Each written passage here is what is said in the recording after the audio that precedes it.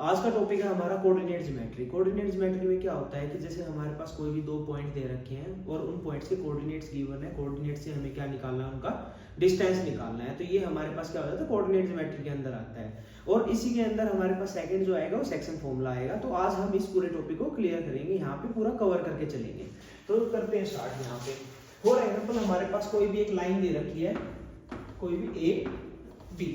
ए के जो कोऑर्डिनेट होंगे हमारे पास वो x1 और y1 हो गए हमारे पास। बी के कोऑर्डिनेट्स हो गए हमारे पास x2 एंड y2। अब यहाँ पे क्या है कि जैसे हम किसी भी इक्वेशन में कोई भी चीज है, कोई भी डिस्टेंस निकालते हैं तो स्केल से मेजरमेंट कर देते हैं। बट अगर हमारे पास कोऑर्डिनेट गिवन है तो वहां पे हमें डिस्टेंस फॉर्मूला यूज करना पड़ेगा। तो डिस्टेंस फॉर्मूला यहाँ पे क्या हो जाएगा हमारे पास,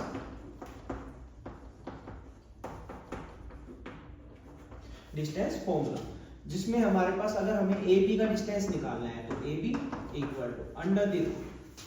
तो यहाँ पे हम ए बी का निकालें तो यानी कि बी कोऑर्डिनेट बाद में है तो x2 माइनस x1। तो यहाँ पे क्या हो जाएगा x2 माइनस x1 इसका square plus y2 minus y1 का स्क्वायर। तो ये हमारे पास क्या हो जाता है, डिस्टेंस फॉर्मूला हो जाता है कि जो फर्स्ट होता है हमारे पास, जैसे x का हो गया उसको x1 मान लिया हमने, y1 ले लिया, सेकंड कोऑर्डिनेट को हमने x2 और y2 ले लिया। तो डिस्टेंस फॉर्मूले के अंदर पुट करते हैं तो दोनों का डिफरेंस निकाल के उसका स्क्वायर करके ऐड कर दोगे और फिर उसका क्या निकाल दो, स्क्वायर रूट निकाल दो। तो हमारे पास क्या आ जाएगा, दोनों लाइंस का डिस्टेंस निकल के आ जाएगा। इसी को हम एक एग्जांपल के थ्रू ले लेते हैं कि जैसे हमारे पास जो कोऑर्डिनेट a और b गिवन है तो यहाँ पे हम ले लेते हैं 3 और 2। तो यहाँ पे कोई भी कोऑर्डिनेट हो सकता है हमारे पास, नेगेटिव पॉजिटिव, जरूरी नहीं कि आपके पॉजिटिव पॉजिटिव ही हो, तो नेगेटिव भी हो सकते हैं, नेगेटिव पॉजिटिव भी हो सकते हैं, पॉजिटिव नेगेटिव भी हो सकते हैं। तो कैसे भी कोऑर्डिनेट आ सकता है आपके पास। तो यहाँ पे हमने ले लिया 4 और 9। तो जब इसको सोल्व करते हैं तो हमारे पास क्या हो जाएगा, फॉर्मूले के अंदर पुट करेंगे तो x2 क्या है हमारे पास 4, तो 4 माइनस x1 क्या हो गया 3, तो 4 माइनस 3 का स्क्वायर प्लस ऐसे ही y2 क्या हो गया हमारे पास 9 और y1 क्या हो गया हमारे पास 2, तो इसका स्क्वायर सोल्व करेंगे तो यहाँ पे 4 माइनस 3 यानी कि 1 का स्क्वायर प्लस 9 माइनस 2 7 इसका स्क्वायर। तो अंडर द रूट क्या आ गया हमारे पास, 1 का स्क्वायर 1 हो गया और 7 का स्क्वायर 49 आ गया हमारे पास। तो 49 प्लस 1 50, तो रूट 50 हमारे पास क्या आ गया निकल के, इसका डिस्टेंस निकल के आ गया। अब रूट 50 भी क्या है, इसको भी आगे सोल्व कर सकते हैं। तो रूट 50 में क्या हो जाएगा हमारे पास 25 इंटू 2। अब 25 का स्क्वायर रूट क्या होगा हमारे पास 5, तो यानी कि 5 रूट 2 यूनिट्स क्या आ गया हमारे पास, इसका डिस्टेंस आ गया निकल के। तो ये हमारे पास हो जाता है डिस्टेंस फॉर्मूला। इसी के उसमें क्या हो गया, अगर आपके पास कोई भी दो कोऑर्डिनेट गिवन है, अगर हम यहाँ पे एक साइड में बना लेते हैं रफली कि कोई भी हमारे पास ये एक ज्योमेट्री दे रखी है जहां पे हमारे पास कोई भी दो कोऑर्डिनेट दे दिए। सपोज करो कि एक ए पॉइंट यहाँ पे आ गया आपका या बी पॉइंट यहाँ पे आ गया। तो यहां से यहां तक का अगर आपको डिस्टेंस निकालना है तो बी के जो कोऑर्डिनेट होंगे हमारे पास और ए के कोऑर्डिनेट होंगे, तो यहाँ पे हम इसका इजिली डिस्टेंस निकाल सकते हैं। तो यही हमारे पास क्या होता है, डिस्टेंस फॉर्मूला होता है। नेक्स्ट आ जाता है हमारे पास सेक्शन फॉर्मूला।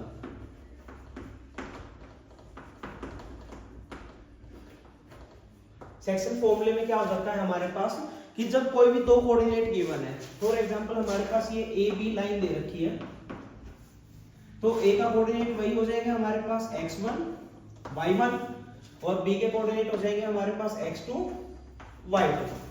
तो यहाँ पे अगर ए बी लाइन को कोई भी कहीं पे भी इसके ऊपर कोई भी पॉइंट आ गया, सपोज करो यहाँ पे P पॉइंट आ गया जिसके कोऑर्डिनेट है हमारे पास x एंड y, और ये इसको रेशो में डिवाइड करने हैं। अब रेशो में डिवाइड कर रहे हैं तो यानी कि आप m1 m2 भी दिख जाएगा आपको काफी जगह और m/n भी दिख सकता है। तो हम यहाँ पे m/n ले लेते हैं ताकि क्लियर आगे दिखाई देता हो चले। तो यहाँ पे क्या चीज आ जाएगी हमारे पास, सेक्शन फॉर्मूला आ जाएगा। इसके जरिए हम क्या निकालेंगे, जो हमारे पास कोई भी बीच में पॉइंट दे रखा है उसके कोऑर्डिनेट क्या होंगे।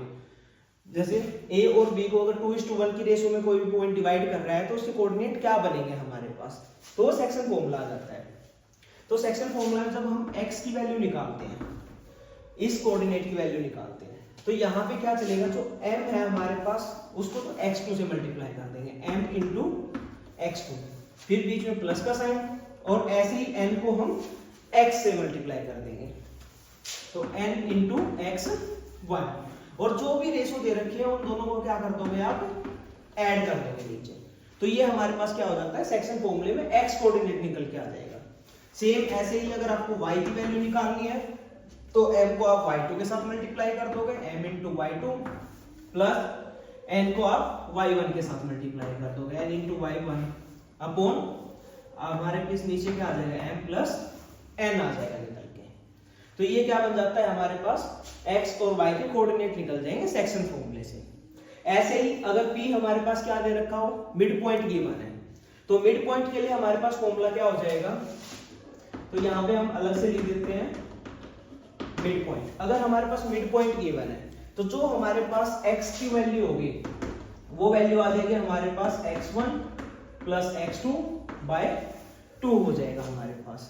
ऐसे ही अगर y निकालना हो तो हमें y की वैल्यू क्या हो जाएगी, y1 प्लस y2 अपॉन 2, यानी कि आप क्या करोगे, दोनों कोऑर्डिनेट्स को आपस में ऐड करके 2 से डिवाइड कर दोगे। तो वो फॉर्मूला भी यहीं से निकल के आया है। अब मिड पॉइंट है तो हमारे पास 1:1 की रेशो होगी, अगर 1:1 की रेशो तो 1 से मल्टीप्लाई करोगे तो सेम x2 आ जाएगा, यहाँ पे 1 से मल्टीप्लाई करोगे तो x1 आ जाएगा, 1 प्लस 1 2। तो मिड पॉइंट भी यहीं से निकल के आया है हमारे पास फॉर्मूला। चलो इसको एक एग्जांपल से समझ लेते हैं। हम यहाँ पे कोई भी एक लाइन ले लेते हैं जिसमें a के कोऑर्डिनेट्स आ गए हमारे पास 3 and 2 और b के कोऑर्डिनेट्स ले लेते हैं यहाँ पे -4 and 5 ले लेते हैं। बीच में हमारे पास पॉइंट P हो गया जिसके कोऑर्डिनेट क्या रहेंगे हमारे पास x and y रहेंगे।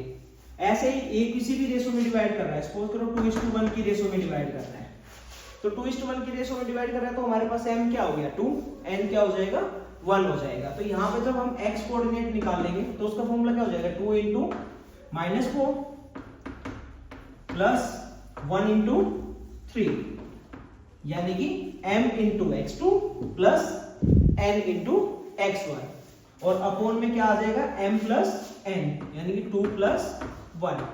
तो सोल्व करने पे -4 इंटू 2 यानी -8 प्लस 3 इंटू 1 3 अपॉन 3, तो -8 प्लस 5 यानी कि -5/3 क्या आ गया हमारे पास, x का कोऑर्डिनेट निकल के आ गया।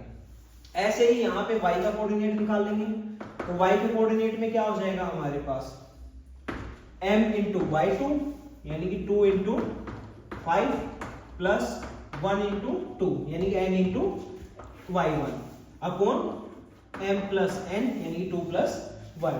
तो 5 2 जा 10, 2 1 जा 2 अपॉन 3, तो 10 प्लस 2 हमारे पास हो गया 12/3। तो कैंसिल आउट करने के बाद क्या आ गया हमारे पास, 3 4 जा 12। तो x एंड y के कोऑर्डिनेट क्या आ गए हमारे पास, यहाँ पे जो p था हमारे पास उसके कोऑर्डिनेट क्या निकल के आ गए, -5/3 एंड 4, क्योंकि फर्स्ट कोऑर्डिनेट हमेशा x का होगा, सेकंड हमेशा y का होता है हमारे पास। तो ये क्या बन गया हमारे पास, सेक्शन फॉर्मूला हो गया। अगर इसी को मिड पॉइंट से निकालोगे तो डायरेक्ट क्या हो जाएंगे हमारे पास, दोनों ऐड हो जाएंगे, x1 प्लस x2/2, ऐसे ही y का क्या हो जाएगा y1 प्लस y2/2। तो यहाँ से भी हमारे पास बोर्ड के अंदर सीबीएसई के अंदर क्वेश्चन निकल के आता है कि या तो डिस्टेंस पूछ लेते हैं या सेक्शन फॉर्मूले में मिड पॉइंट का आ जाता है। तो यहाँ से भी आपके जो एमसीक्यूज क्वेश्चन है या हमारे पास 2 मार्क्स का जो क्वेश्चन बन के आता है, और काफी टाइम हमारे पास केस स्टडी भी बन के आती है इसी के अंदर। तो इसको अच्छे से प्रिपेयर कर लोगे तो देखो काफी इजी चैप्टर है, 2 ही फॉर्मूले, इसके अंदर कोई ज्यादा ऐसा नहीं है कि आपको ज्यादा डेप्थ में जाना पड़ रहा है, बिल्कुल सिंपल है। आप कहीं पे भी देखोगे तो डिस्टेंस फॉर्मूला सेम लग जाएगा, ऐसे ही सेक्शन फॉर्मूला सेम लग जाएगा।